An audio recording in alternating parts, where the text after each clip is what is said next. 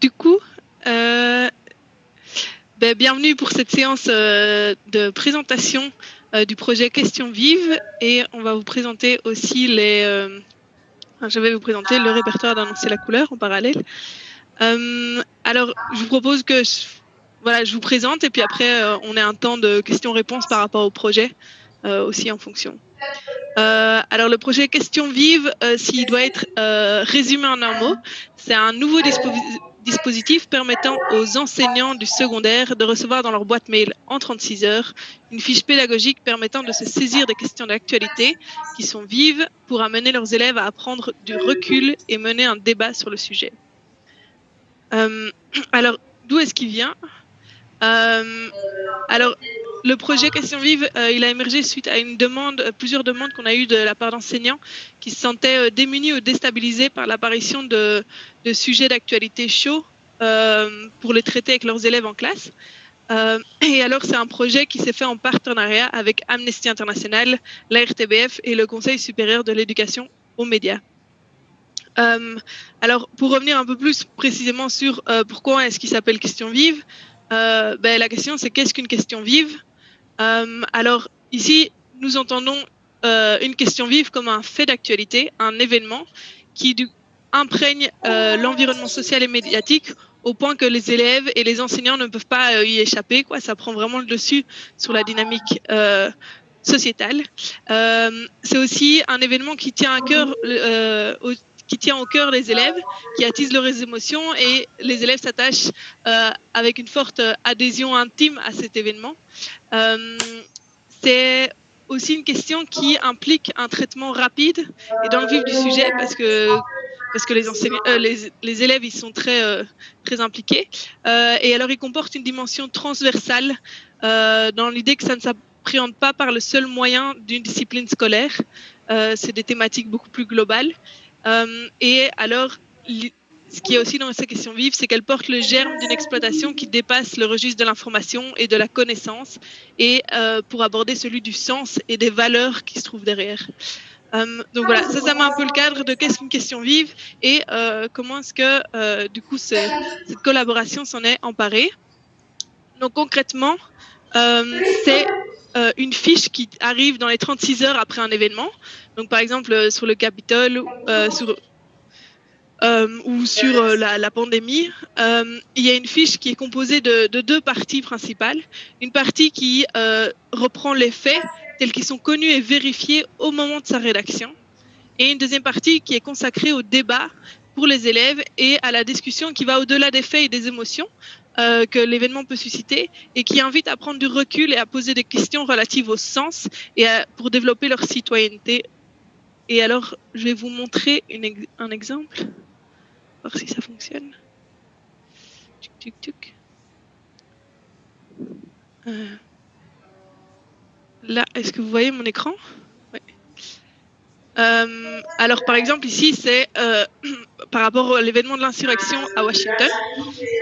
Si vous voulez le télécharger, c'est sur le petit bouton là.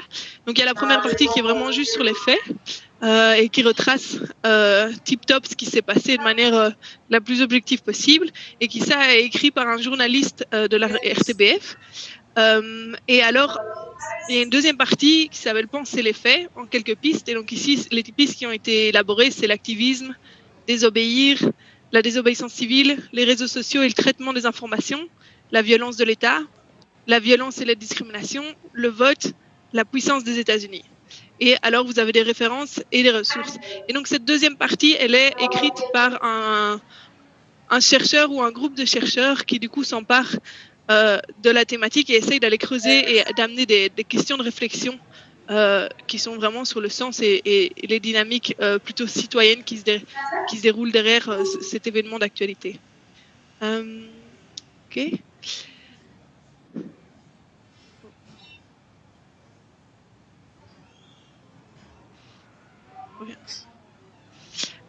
Alors, comment est-ce que ça fonctionne ? C'est assez simple. En fait, vous allez sur le site questionvive.be avec un S. L'idée, c'est que vous pouvez vous inscrire aux alertes email. Donc, dès qu'il y aura un événement qui nous aura été... En fait, on a constitué un pool d'élèves qui font la veille, en fait, des sujets. Et dès qu'il y a un sujet qui les frappe ou qui les interpelle, ils envoient ça aux responsables du projet Questions Vives. Et eux, du coup, lancent la dynamique d'écrire une fiche. Et donc, dans les 36 heures, l'enseignant, vous pouvez recevoir, du coup, la fiche dans votre boîte mail. Vous pouvez aussi consulter les fiches qui sont déjà parues et les autres ressources qui sont mises à disposition. Et alors, il y a aussi des fiches transversales qui abordent la question de la gestion des émotions en classe et qui aussi... Il y a une deuxième fiche qui s'appelle les débats démocratiques et qui permet d'avoir un peu des balises sur comment appréhender le débat démocratique en classe. Et alors, il y a des versions 10 minutes et il y a des versions 50 minutes en fonction du temps que vous avez à accorder à ce sujet-là dans votre classe. Voilà. Et alors, tant qu'on est sur des sites, etc., on voulait en profiter pour vous présenter, représenter le répertoire d'Annoncer la couleur. Je vais l'ouvrir.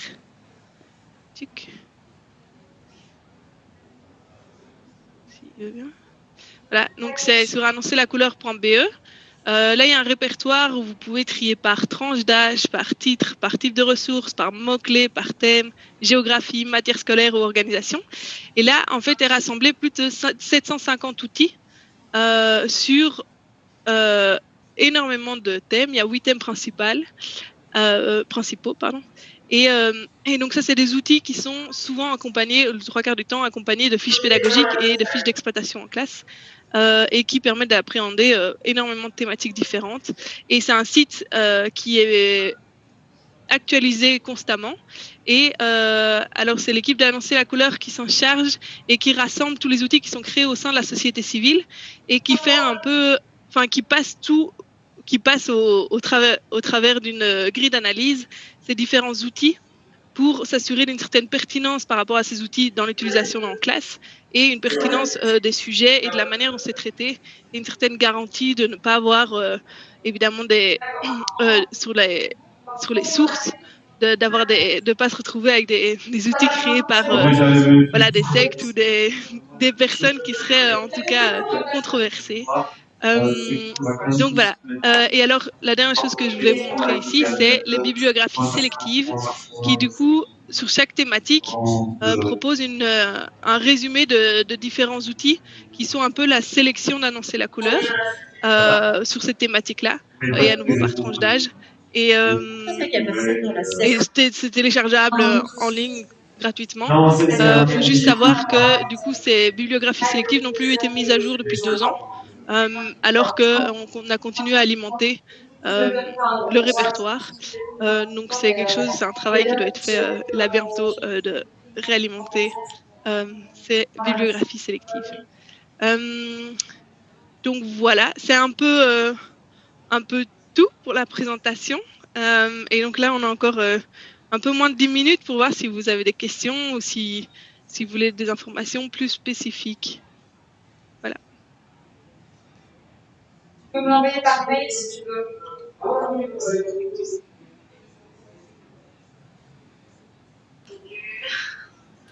On peut prendre la parole quand on veut? Oui, bien sûr. Allez-y. On n'est pas beaucoup, donc on peut se le permettre, je pense. Voilà, je sais que ici j'ai un de mes collègues et nous sommes tous les deux en primaire. Voilà. Et donc, par rapport aux fiches questions vives, j'imagine que c'est pas tout à fait adapté. Non, c'est ça. C'est beaucoup de texte, je suppose. Si je peux me permettre, Béa, je me suis justement, si je peux, hein, vu que, en fait, je me suis justement permis de prendre, j'ai découvert donc Question Vive il y a quelques temps, et je m'étais justement permis de prendre la fiche du chaos au Capitole pour le faire avec des grands. Et bon, effectivement, d'un côté, il y a pas mal de textes, mais voilà, les pistes qui étaient proposées après. Et voilà, bon, certes, faut pas les prendre telles quelles, faut un peu les adapter pour nos classes, mais moi, j'avais trouvé ça pas trop mal pour nos niveaux à nous. Après, oui, on va pas faire ça avec des petites primaires, mais pour des grands, moi, j'avais trouvé mon bonheur là-dedans. Alors, oui, le public, c'est vraiment secondaire à la base pour les questions vives. Maintenant, je pense que les questions qui sont élaborées dans Penser les faits, Béatrice, pour répondre à ta question, c'est en effet beaucoup de textes. Enfin, il y a peu d'images. c'est pas hyper vulgarisé, mais je pense que ce qui peut être fait pour le primaire, c'est de s'emparer de ces questions-là et les aborder en classe ou en débat philosophique ou enfin voilà.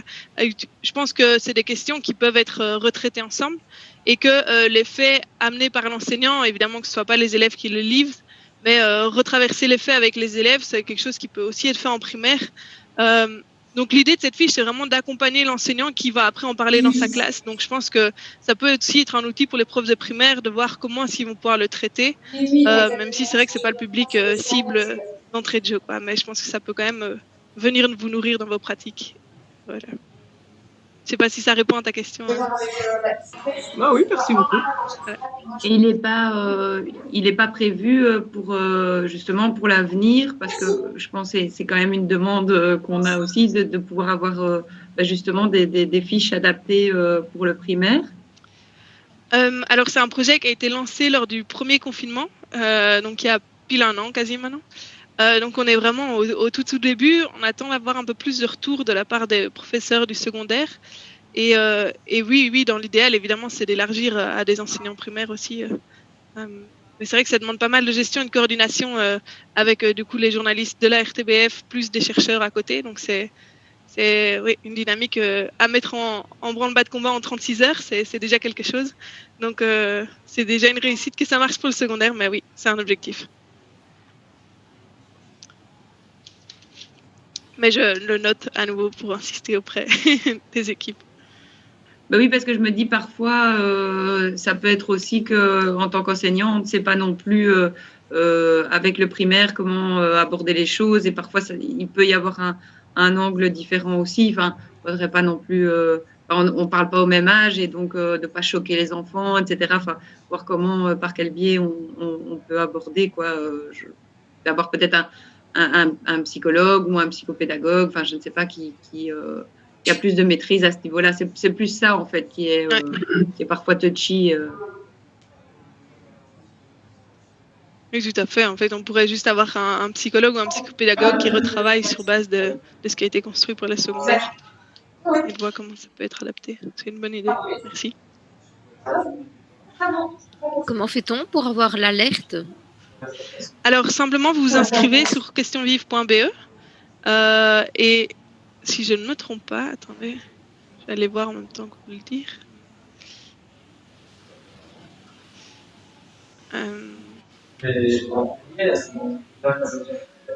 Vous mettez simplement, vous cliquez sur je m'inscris et là vous allez enregistrer votre prénom, votre nom, votre adresse email et vous serez alerté dès qu'une nouvelle fiche sortira. Oui, Marie-Christine ? Oui, vous m'entendez là ? Tout à fait. Ok, moi je me demandais comment les élèves qui servent d'alerte eux-mêmes à des sujets qui les touchent, ils ont été choisis comment ? Ils viennent d'où ? Volontaires sur base de connaissances via. Je crois qu'il y a un peu tout le monde. Après, je peux pas vraiment en parler plus spécifiquement parce que c'est pas moi qui coordonne le projet au sein d'Annoncer la couleur. Mais je sais que c'est un public d'élèves assez vaste et il y a un groupe WhatsApp en fait simplement. Ah ok. Avec ces élèves-là. Du coup, s'il y en a un qui signale, eh ben, les autres peuvent dire si ça leur correspond pas, enfin si ça leur parle aussi ou si c'est juste un élève qui est choqué par ça. D'accord. Et bon, après, il y a aussi les journalistes de la RTBF qui voient assez bien quand les sujets sont vifs et prennent de l'ampleur assez rapidement. Donc voilà.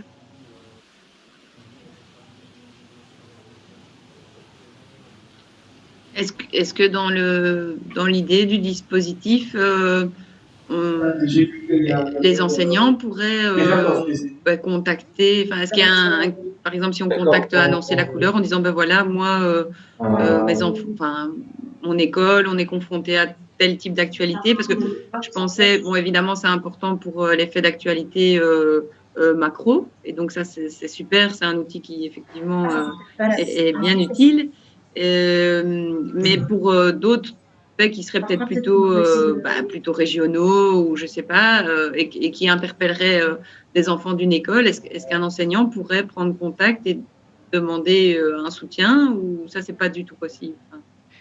Je crois que ça n'a jamais été posé comme question.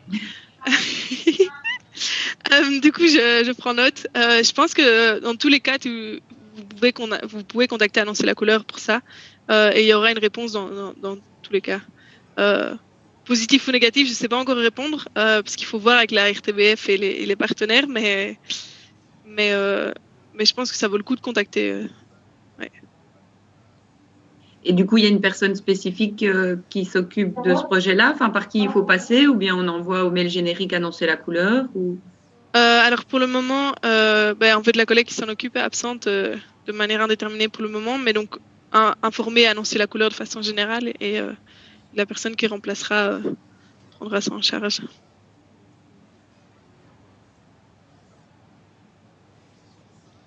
Vitamine Z.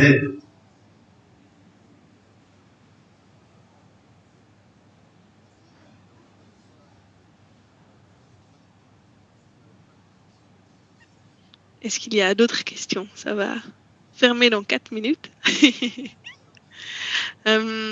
Juste savoir, une petite question de ma part, du coup, est-ce que vous connaissez aussi le répertoire d'Annoncer la couleur? Est-ce que vous le connaissiez ou pas du tout? Okay. Moi, l'année dernière, j'ai participé à une formation Annoncer la couleur. Okay. Et donc, on a eu une super clé USB, on a eu plein de choses chouettes. Et j'ai beaucoup aimé.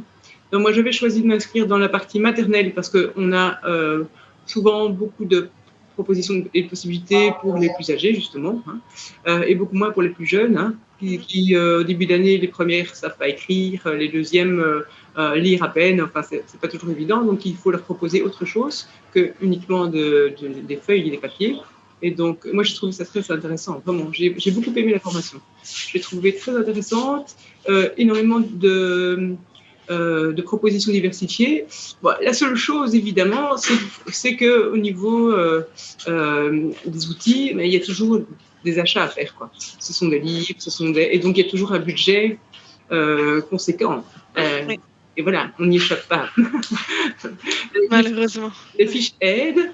Mais pour utiliser les fiches, il faut les supports. Et donc, voilà, ça, c'est juste le problème de l'enseignement en général. Après, si ça peut aider au niveau des outils, il y a des centres de prêt régionaux, provinciaux, pardon, qui, du coup, ont qui sont fournis par Annoncer la couleur au niveau des outils. Ou en tout cas, maintenant, on leur donne les listes d'outils que nous, on sélectionne. Et en général, ils les achètent si nous, on ne les fournit pas. Et c'est possible de les louer contre des cautions presque gratuitement, je pense. Des cautions de 1 ou 2 euros à chaque fois. Et les louer pour 2 à 3 semaines. Ça dépend un peu de la fréquence de location de l'outil, évidemment, et du succès. Mais c'est une solution pour pallier à l'achat, mais qui n'est pas une solution qui marche à tous les coups.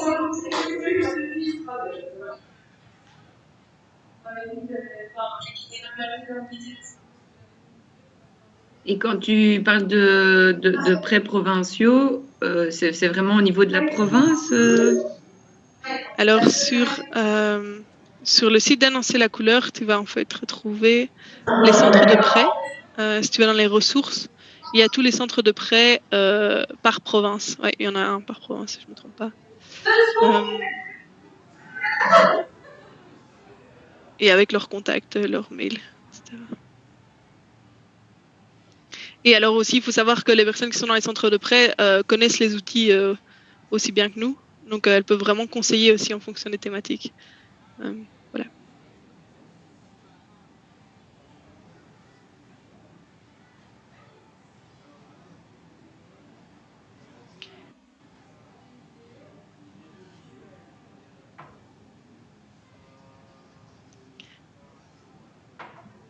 Chouette. Ben, j'espère que... C'est vraiment un chouette outil. Enfin, je veux dire, d'avoir mis ça en place, c'est pour donner aussi des retours positifs. Et je suis aussi prof dans le supérieur. Et à un moment donné, avec mes collègues, il y avait, je pense que c'était pendant l'assassinat de Samuel Paty. Et donc, ça a quand même beaucoup discuté. On est dans une école où il y a plusieurs convictions religieuses. Et du coup, ça faisait vraiment fortement débat aussi auprès de nos étudiants. Et donc, ça a été une aide que de disposer de cette ressource que j'ai pu transmettre à mes collègues supérieurs aussi. Donc, voilà. C'est super. technologique. Merci pour ce retour et merci Moi, je vais pour leur toutes les envoyer idées, une photo Jessica. de tous ces gens des écrans comme ça. On va bientôt, je crois, avoir fini, mais je voulais vous remercier d'avoir assisté à cette petite présentation. Et il faut vraiment pas hésiter à joindre Annoncer la couleur si vous avez quelconque question par rapport à quelconque thématique. On est d'autant plus disponible là maintenant qu'on ne peut plus donner de formation. Du coup, elle est pas chier de tout le monde. Au plaisir de vous recroiser. Ouais.